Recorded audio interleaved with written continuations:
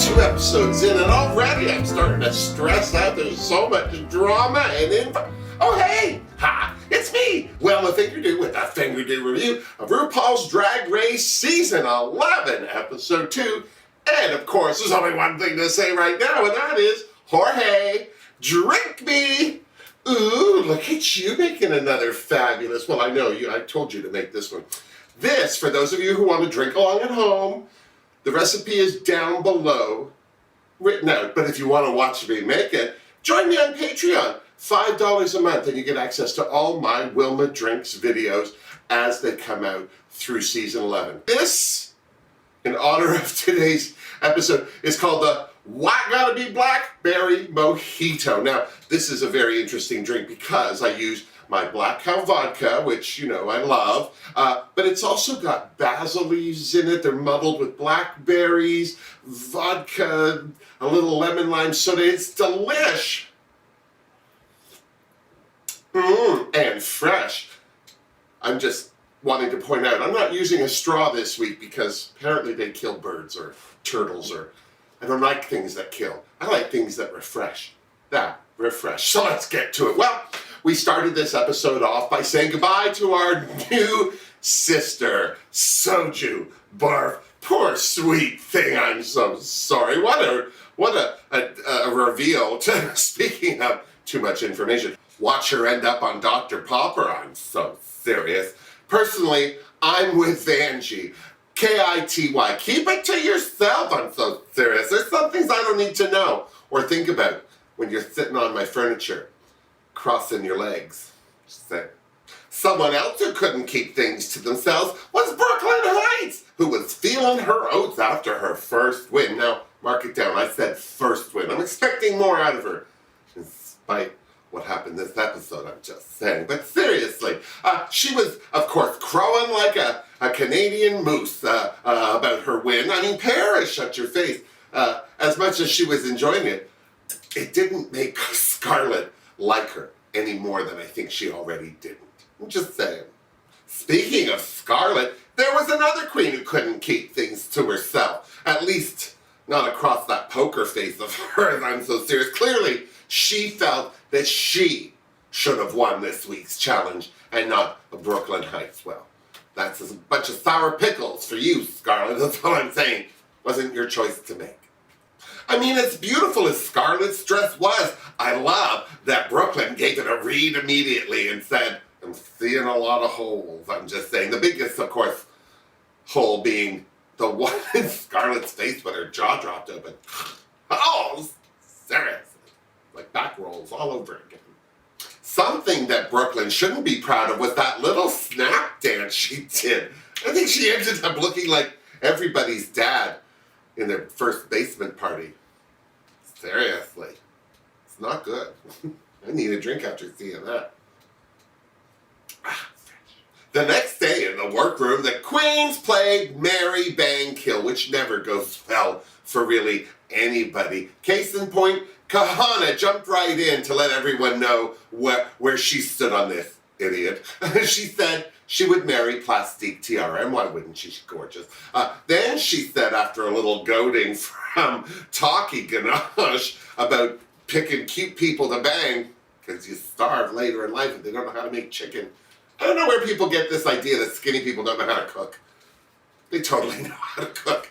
That's the secret prize inside their Cracker Jack box. I'm just saying. Anyway, then Kahana said, I think, you know, under influence of the room, that she would bang Talkie. But she also said she would kill Talkie, which didn't go over well with Talkie. The minute everyone else said yes, they would kill her too. They would kill Talkie. You see, I said these things never go well, God bless. Well, thank God Rue showed up to end the debate with this week's mini challenge. Everyone's favorite, the photo bomb. And I mean that in a pictorial kind of way.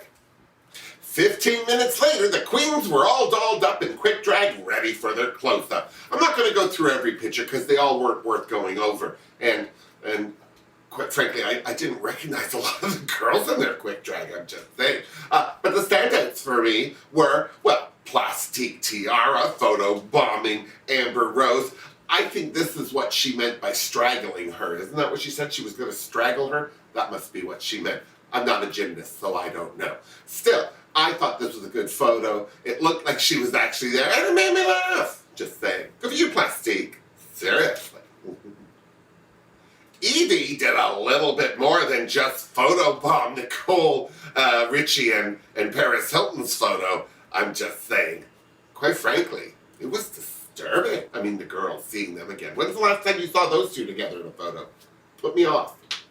Honey's Mariah Carey photobomb was hilarious, but it was really more of a captured moment than a photobomb. Unless, of course, the subtext of the photo was that she was coming in for a photobomb and Mariah then started singing and it stymied her bomb. I hate my bombs being stymied. Kahana bombed Gwyneth Paltrow, of course. There's a lineup to do that in Hollywood, I'm just saying. Mercedes Amon Diamond photobombed the entire Black Caucus as it was being ignored in the Oval Office by Kellyanne Conway. Just saying.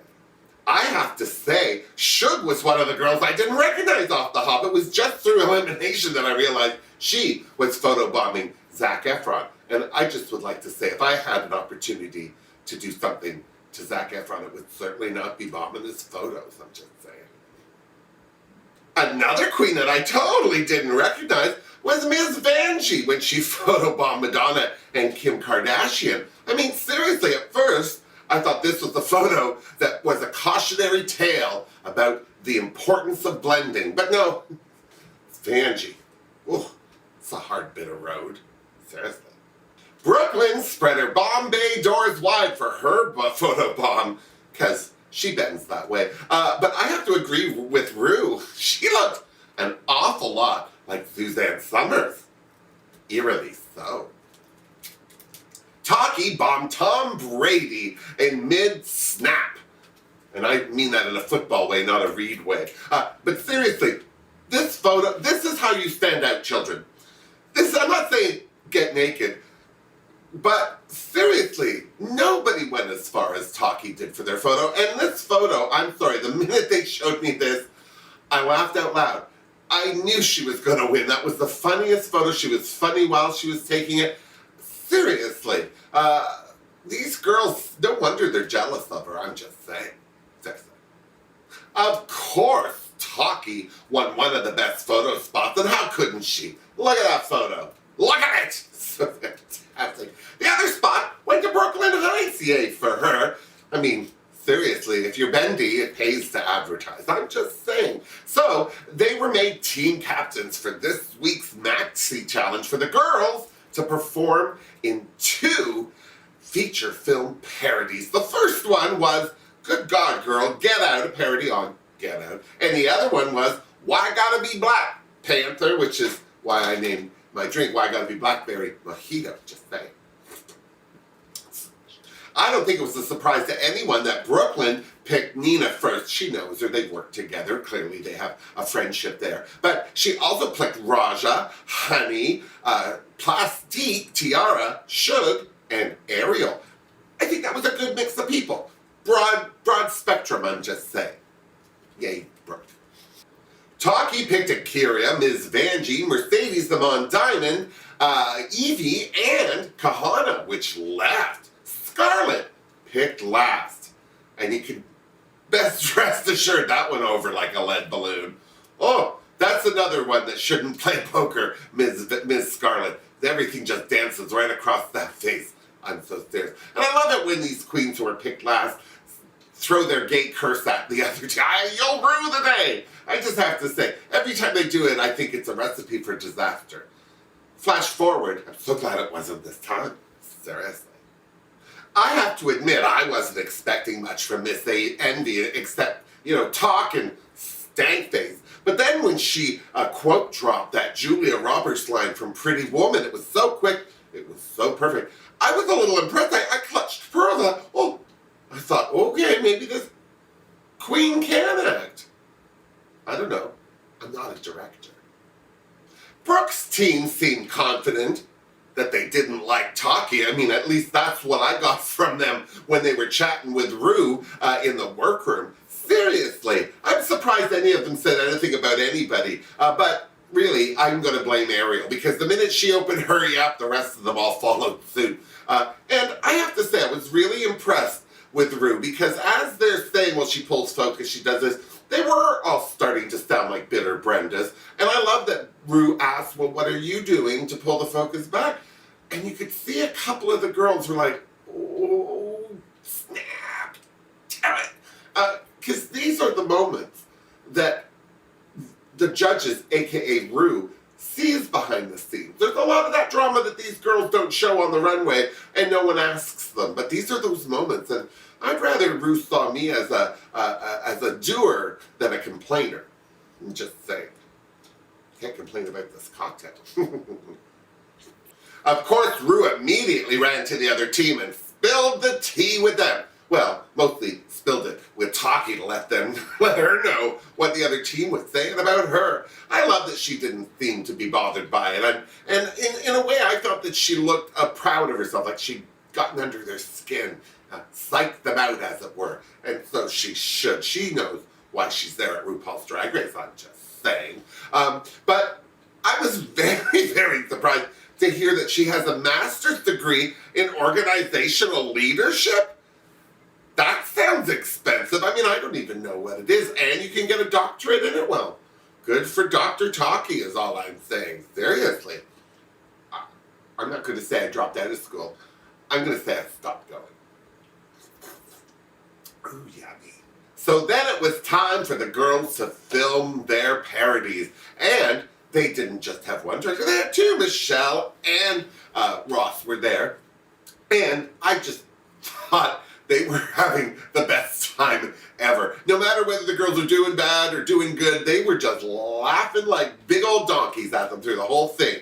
And I have to say, good for them. I think that that's the kind of feedback sometimes that the girls need on the film set. When everyone sits there like this, like, that's fine, we're going to move on.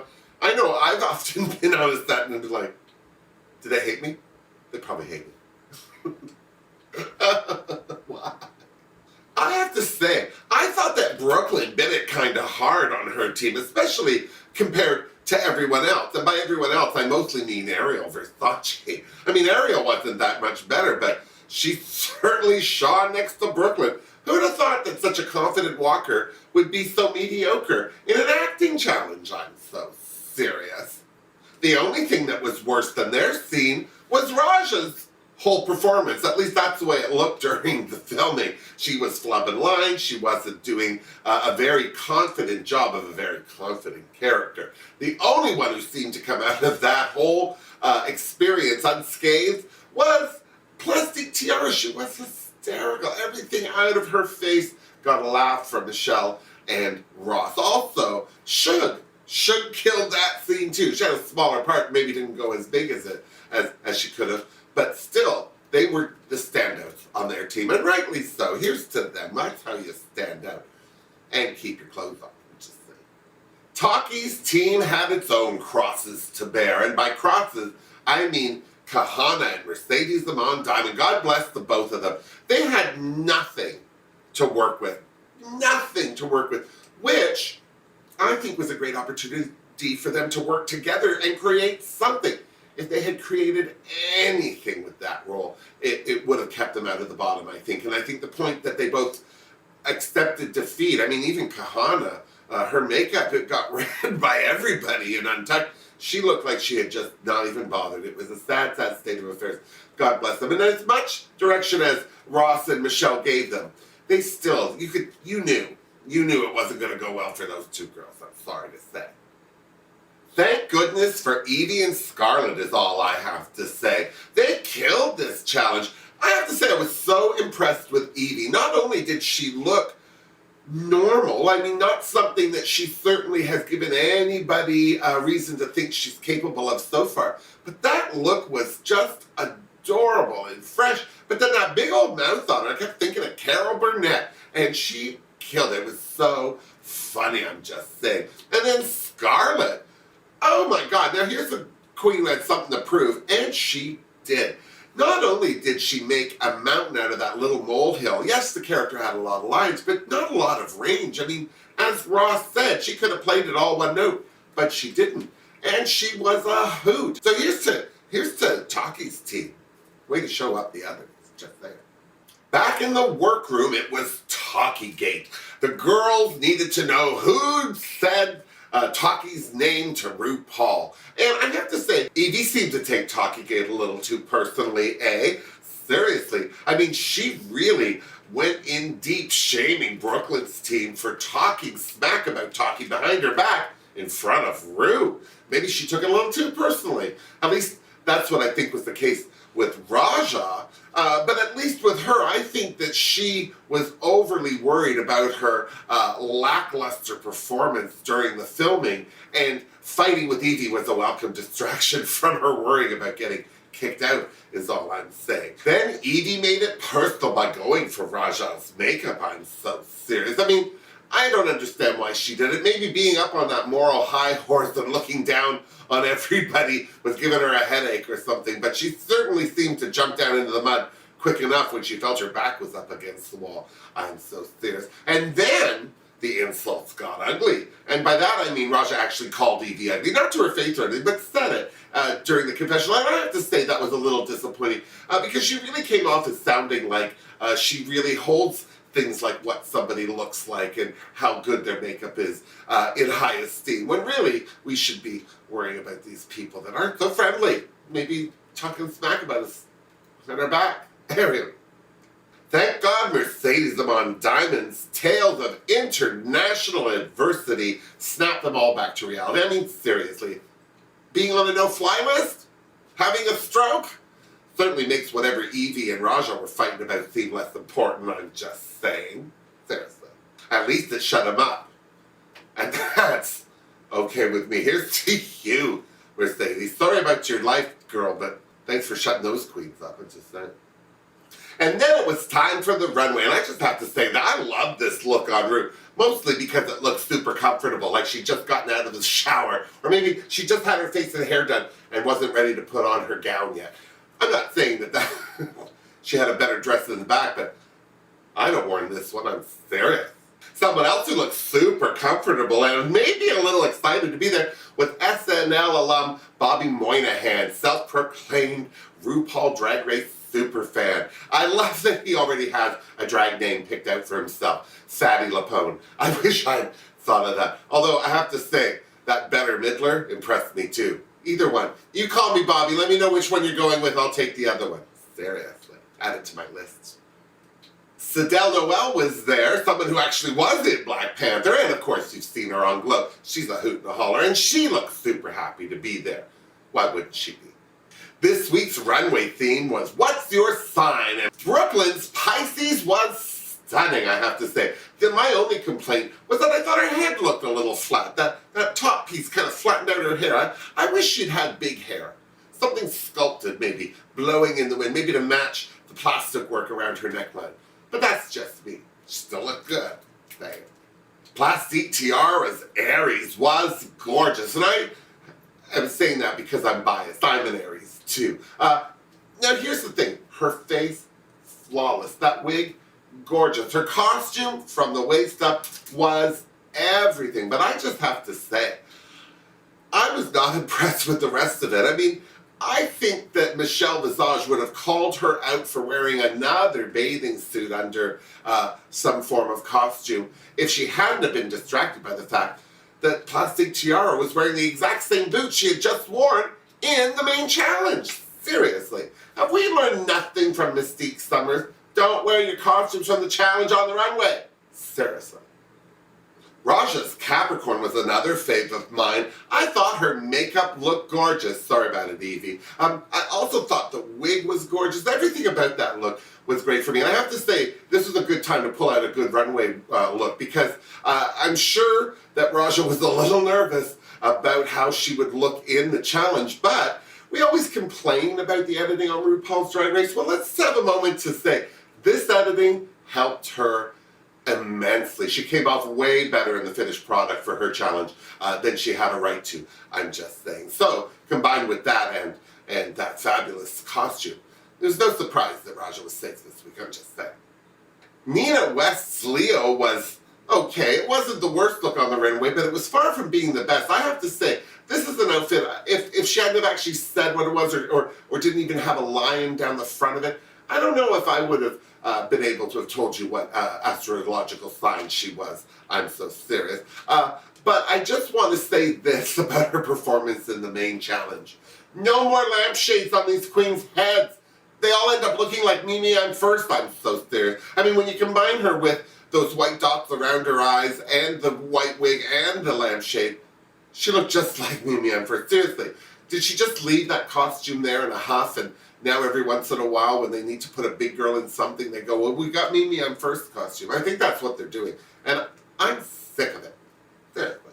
Honey's Leo was fun. I mean, I think it was more fun when she explained the Diana Ross reference, because yeah, if Diana Ross were a lion, that's exactly what she'd look like. Sweet beast. And that was a good runway for Honey to have, because she didn't really stand out in the challenge. Not that she was bad, but I feel like her costume did most of the acting for her. So it was a good week for Honey to be safe too, I'm just saying.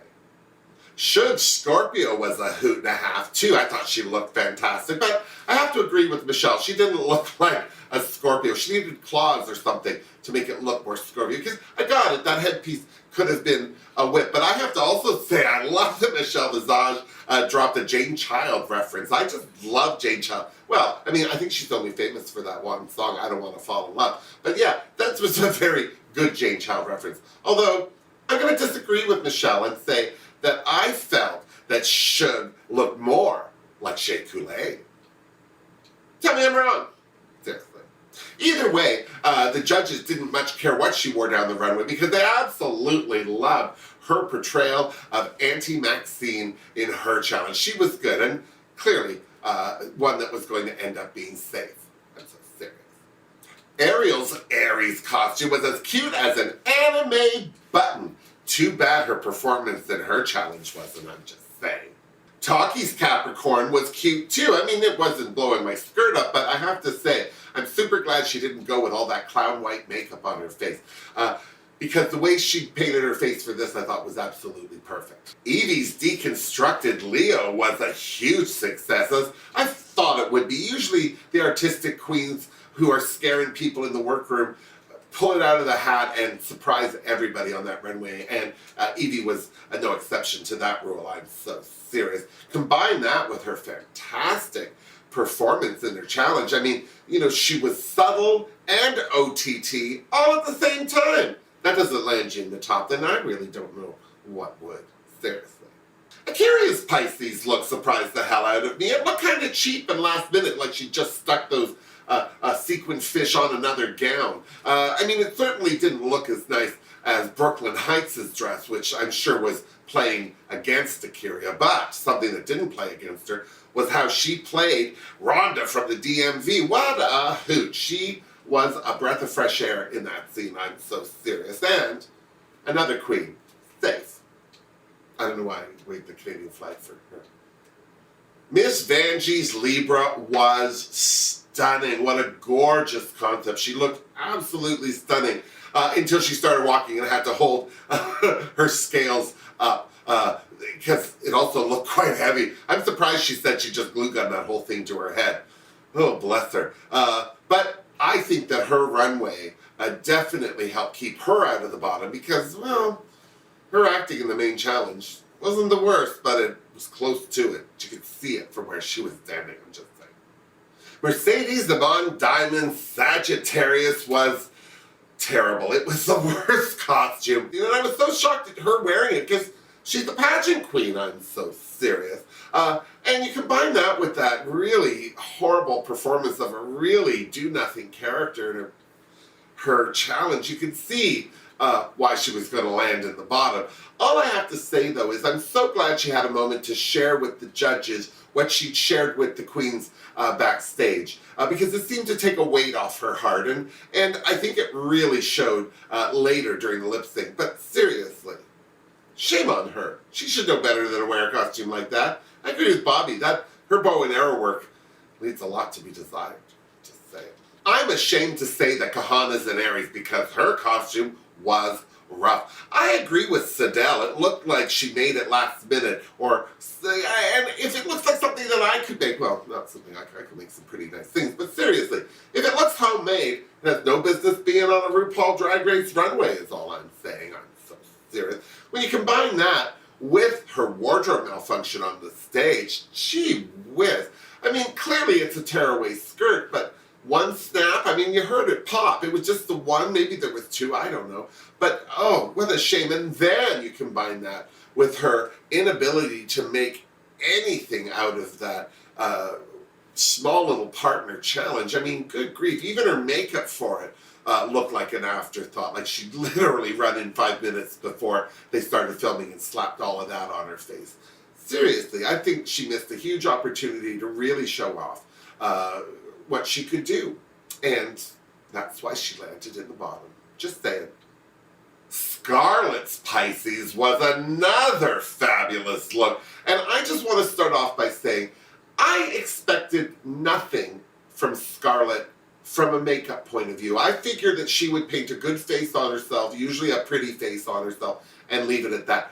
But seriously, the face she painted on herself for the challenge was fabulous. And then this face, another totally different look for her. I am very impressed with her makeup skills.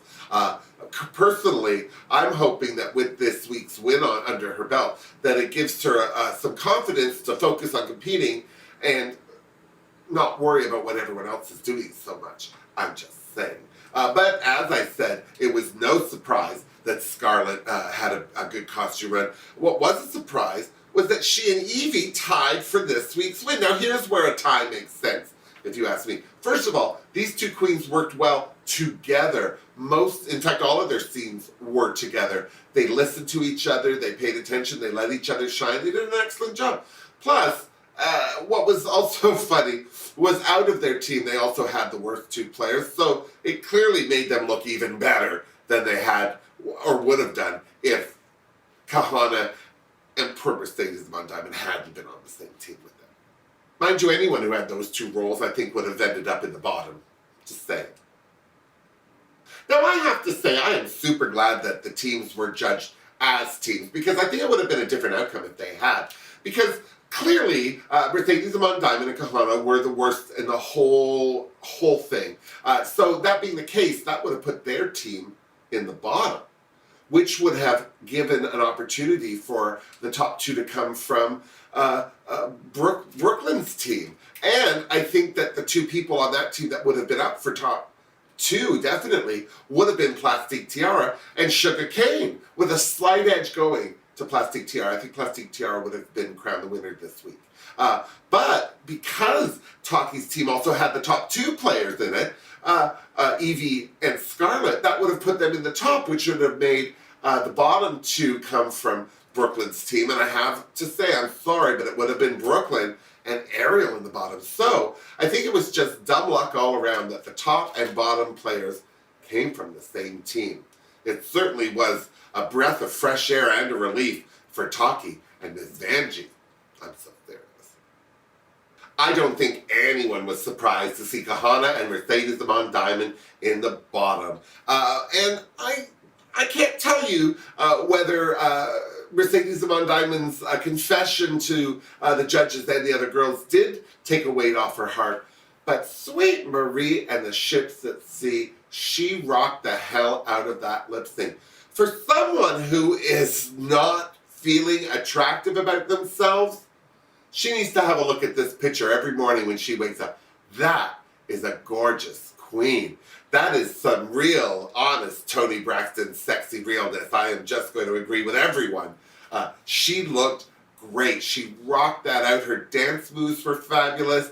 She did a good job. Unfortunately, I felt that Kahana did as well as her costume. It was a little sloppy and last minute to me. A lot of her flips and jumps just came off a little random and uncontrolled. And that wig was a bad trick. There was a lot of things going on for Kahana that were against her here. And sadly, Kahana sashayed away this week. But I have to say, I agree with Ross Matthews. I am loving this season of RuPaul's Drag Race. The queens are all spectacular. And I have to say, if we can just take one gem from this season away with us when it's all said and done, I would like it to be Rue's advice to not let your saboteur block your blessings. We don't know what our blessings are until we're blessed with them. And when you deflect them before they even touch you, well, how are you going to know what you're good at? It's a mantra. It should be our mantra for life. Don't block your blessings. Seriously. I'm going to put that on a t-shirt. So, 13 girls are left. Who do you think's next to sashay away? It could still be Mercedes Amon Diamond. She may not be out of the woods yet. What about Honey Davenport? I would just like to say she seemed to just kind of fade into the background for me this episode. All we can do, though, is tune in next week to see how it all plays out. And then, when you're done, you come on back and see me so you and I can compare notes. Don't forget to like this video if you did. Don't forget to subscribe if you haven't already. And don't forget, you can join me on my Patreon account at $5 a month and watch my tutorials on how to make the Why Gotta Be Blackberry Mojito. You want to see this video because this is a delicious cocktail, I would just say. Also, don't forget, you can get my merchandise on Redbubble. Shirts, phone cases, mugs, the whole shebang. All the links are down below.